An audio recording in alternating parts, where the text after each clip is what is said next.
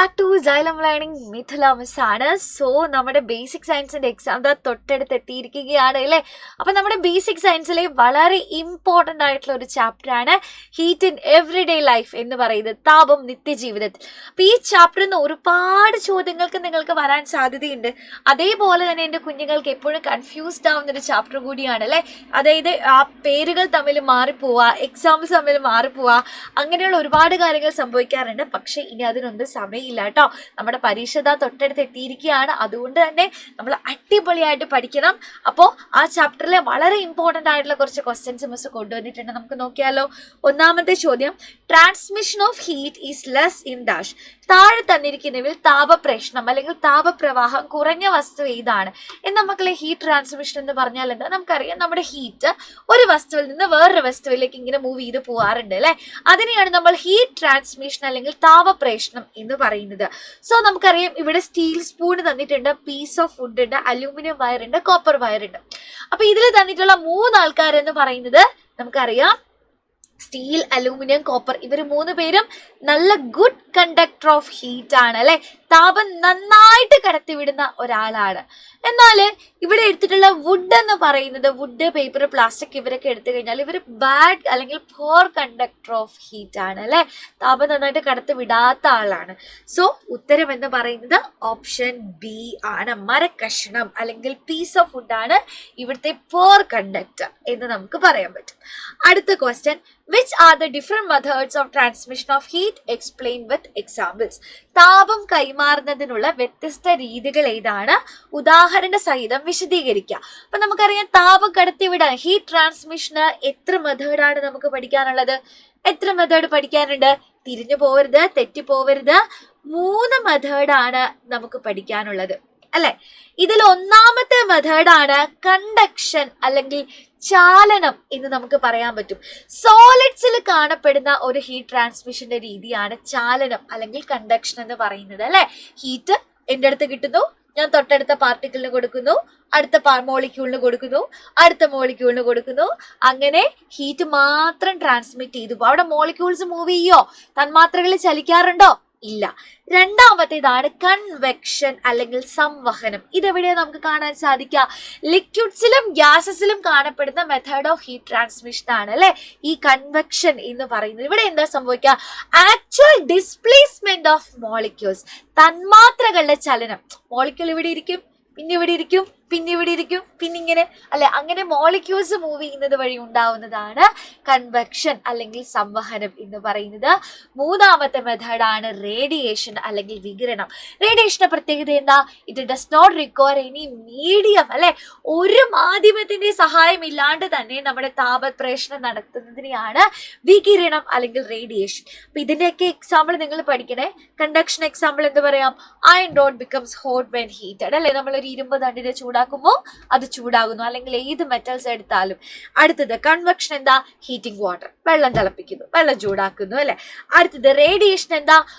നമ്മുടെ സണ്ണിൽ നിന്നുള്ള റേഡിയേഷൻ, സണ്ണിൽ നിന്നുള്ള ചൂട് നമ്മുടെ ഭൂമിയിലേക്ക് എത്തുന്നു അല്ലെ. The heat from sun reaching earth, സൂര്യനിൽ നിന്നുള്ള ചൂട് ഭൂമിയിൽ എത്തുന്നു. എന്തെങ്കിലും മീഡിയം ഉണ്ടോ? ഇല്ല. എന്തെങ്കിലും മാധ്യമം ഉണ്ടോ? ഇല്ല. അത് നേരിട്ട് എത്താണ്. അതിനെ നമുക്ക് റേഡിയേഷൻ അല്ലെങ്കിൽ വികിരണത്തിന്റെ എക്സാമ്പിൾ ആയിട്ട് പഠിക്കാം. This is very important. ഇത് 3 തെറ്റിപ്പോവാൻ പാടില്ല. എന്തെങ്കിലും സംശയങ്ങൾ ഉണ്ടെങ്കിലും ഇത് റിലേറ്റഡ് ആയിട്ടുള്ള ഒരുപാട് ക്വസ്റ്റ്യൻസ് വേണമെന്നുണ്ടെങ്കിൽ ഇന്ന് വൈകിട്ട് കൃത്യം 7 മണിക്ക് നടക്കുന്ന ബേസിക് സയൻസിന്റെ മെഗാ മാരത്തോണിൽ എന്റെ കുഞ്ഞുങ്ങൾ എല്ലാവരും ഉണ്ടാവണം. അത്രയും ഇമ്പോർട്ടന്റ് ആയിട്ടുള്ള കാര്യങ്ങളാണ് മക്കളെ. ഒരു കാര്യം മിസ് നിങ്ങൾക്ക് ഉറപ്പ് വരാം, ഇന്നത്തെ ബേസിക് സയൻസിന്റെ മെഗാ മാരത്തോണിൽ നമ്മൾ പഠിക്കാൻ പോകുന്ന ചോദ്യങ്ങളെല്ലാം നാളെ നിങ്ങൾക്ക് പരീക്ഷ പേപ്പറിൽ കാണാൻ സാധിക്കും. അപ്പൊ ബേസിക് സയൻസിന്റെ ഫുൾ മാർക്ക് വേണോ? ആഗ്രഹമുണ്ടോ? ഇന്നത്തെ ലൈവിലേക്ക് വരണം കേട്ടോ. അടുത്ത ചോദ്യം നോക്കാം. Method of heat transmission in solids. ഖരവസ്തുക്കളിലെ താപപ്രശ്ന രീതി. സിമ്പിൾ ക്വസ്റ്റ്യൻ ആണ്. ഇതാ നമ്മൾ പഠിച്ചു. ലിക്വിഡ്സ് ആൻഡ് ഗ്യാസസ് ആണെങ്കിൽ കൺവെക്ഷൻ അല്ലെ, സംവഹനം. അപ്പൊ സോളിഡ്സിൽ ഏതാ? സോളിഡ്സിലെയാണ് കണ്ടക്ഷൻ അല്ലെങ്കിൽ ചാലനം എന്ന് നമുക്ക് പറയാനായിട്ട് സാധിക്കും. അടുത്തത്, how does the heat in the bulb rise during hatching of eggs in incubators? ഇൻക്യുബേറ്റേഴ്സിൽ മുട്ട വിരിക്കുമ്പോൾ ബൾബിലെ താപം മുകളിലേക്ക് എത്തുന്നത് എങ്ങനെയാണ്? അപ്പൊ നമ്മളിതാ ഇവിടെ ഇങ്ങനെ ഒരു ഇൻക്യുബേറ്റർ ഉണ്ട്. ഇവിടെ ഇങ്ങനെ കുട്ടി കുട്ടി കുട്ടി കുട്ടി കുട്ടി കുട്ടി മുട്ടകൾ ഇങ്ങനെ ഒരു ട്രെയിൽ വെക്കും അല്ലെ. ഇവിടെ നമ്മൾ ഇങ്ങനെ ബൾബ് വെച്ച് കൊടുക്കും. അപ്പൊ ഈ ബൾബിൽ നിന്ന് എങ്ങനെയാണ് മുട്ടകളുടെ അടുത്തേക്ക് ചൂടെത്തുക? എങ്ങനെയാണ് ചൂടെത്തുക? ഇവിടെ എന്തെങ്കിലും ഒരു മീഡിയം ഉണ്ടോ? അപ്പൊ നിങ്ങൾ ചിന്തിച്ചു നോക്കിക്കേ, ഇവിടെ എന്തെങ്കിലും ഒരു മീഡിയം ഉണ്ടോ? എന്തെങ്കിലും ഒരു മാധ്യമം ഉണ്ടോ? ഇല്ല. ബൾബ് ഇവിടെ വെച്ചിരിക്കുന്നു, മുട്ടകൾ ഇവിടെ ഇരിക്കുന്നു. ഇവിടെയുള്ള ബൾബിലെ ചൂട് മുട്ടകളുടെ അടുത്തേക്ക് എത്തുകയാണ് വിത്തൗട്ട് എനി മീഡിയം. ഒരു മാധ്യമവും കൂടാണ്ട് തന്നെ മുട്ടകളുടെ അടുത്തേക്ക് എത്തുന്നു. അപ്പൊ മാധ്യമത്തിന്റെ സഹായം ഇല്ലാതെയുള്ള താപപ്രേഷണത്തെ നമ്മൾ എന്താ വിളിക്കുക? Heat transmission without any medium നമ്മൾ എന്താ വിളിക്കുക? റേഡിയേഷൻ എന്ന് വിളിക്കാം അല്ലെ. റേഡിയേഷൻ അല്ലെങ്കിൽ വികിരണം.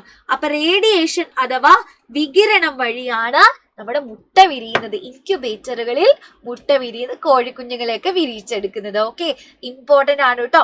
അടുത്ത ചോദ്യം, complete the flow chart. Okay, ഈ ഒരു ഫ്ലോ ചാർട്ട് നമുക്ക് പൂർത്തിയാക്കാം. Flame on stove. സ്റ്റവിലെ തീനാളം എങ്ങനെയാണ് നമുക്ക് ചോറാക്കി മാറ്റാൻ സാധിക്കുന്നത്? എങ്ങനെയാ? ആദ്യം തന്നെ ആ സ്റ്റവിലുള്ള ഫ്ലെയിം എവിടേക്ക് എത്താം? വെസലിലേക്ക് എത്തും അല്ലെ. നമ്മൾ വെച്ചിട്ടുള്ള പാത്രത്തിലേക്ക് അവിടെ എത്തും. ട്രാൻസ്മിഷൻ സംഭവിച്ച് പാത്രത്തിലേക്ക് എത്തും. പാത്രത്തിന്റെ ഉള്ളില് ചോറുണ്ട്, വെള്ളമുണ്ട്. ആദ്യം ആർക്കാണ് നമ്മുടെ ചൂട് കിട്ടുക? ഹീറ്റ് ആർക്കാ കിട്ടുക? യെസ്, വാട്ടറിന് കിട്ടും അല്ലെ, ജലത്തിന് കിട്ടും. വെള്ളം തിളച്ചു കഴിയുമ്പോൾ അവിടെയുള്ള അരി മുഴുവൻ ചോറായിട്ട് മാറും. ഇത് ഇമ്പോർട്ടന്റ് ആണ് കേട്ടോ. അപ്പൊ ഇങ്ങനെയുള്ള ഫ്ലോ ചാർട്ട് ഒക്കെ ഇമ്പോർട്ടന്റ് ആണ്. അപ്പൊ ഇത് എന്തായാലും പരീക്ഷയ്ക്ക് വരാൻ സാധ്യതയുണ്ട്. സോ ഇതിൽ ഇനി ഒരുപാട് ക്വസ്റ്റ്യൻസ് നമുക്ക് പഠിക്കാനുണ്ടല്ലേ. സീ ബ്രീസ് ലാൻഡ് ബ്രീസ് ഒക്കെ പഠിക്കണ്ടേ? കരക്കാറ്റ്, കടൽക്കാറ്റ്, അതിൽ നിന്ന് എങ്ങനെ ചോദ്യം വരുമെന്ന് അറിയണം. സോ ഇന്ന് വൈകിട്ട് കൃത്യം 7 മണിക്കത്തെ മെഗാ മാരത്തോണിൽ എന്റെ കുഞ്ഞുങ്ങൾ എല്ലാവരും ഉണ്ടാവണം. നമുക്ക് അടിപൊളിയാക്കണം. സോ ഒന്നുകൊണ്ടും പേടിക്കേണ്ട, ഞങ്ങൾ എല്ലാവരും നിങ്ങളുടെ കൂടെ തന്നെയുണ്ട്. നമ്മളുള്ളപ്പോ എന്റെ മക്കളെ വിഷമിക്കണോ? പേടിക്കേണ്ട ആവശ്യമുണ്ടോ? അപ്പോ നാളത്തെ ബേസിക് സയൻസിന്റെ പരീക്ഷയ്ക്ക് ഫുൾ മാർക്ക് നേടണമെന്ന് ആഗ്രഹമുണ്ടെങ്കിൽ ആഗ്രഹമുള്ളവർ മാത്രം വന്നാൽ മതി കേട്ടോ. ആഗ്രഹമുള്ളവരെല്ലാവരും കൃത്യം 7 മണിക്ക് നമ്മുടെ മെഗാ മാരത്തോണിലേക്ക് എത്താം. സോ നമ്മൾ ഉഷാറാക്കും. ഒരിക്കൽ കൂടി മിസ് ചോദിക്കുന്നു, നിങ്ങൾ റെഡിയാണോ? ഞങ്ങൾ റെഡിയാണ്. നിങ്ങൾക്ക് ഫുൾ മാർക്ക് വാങ്ങിത്തരാൻ നിങ്ങൾ റെഡിയാണോ? റെഡിയാണെങ്കിൽ എല്ലാവരും കമന്റ് ചെയ്യുക, yes miss I am ready. ഒരു പിങ്ക് ഹാർട്ട് കൂടി കേട്ടോ. സോ വൈകിട്ട് കാണാം. All the best.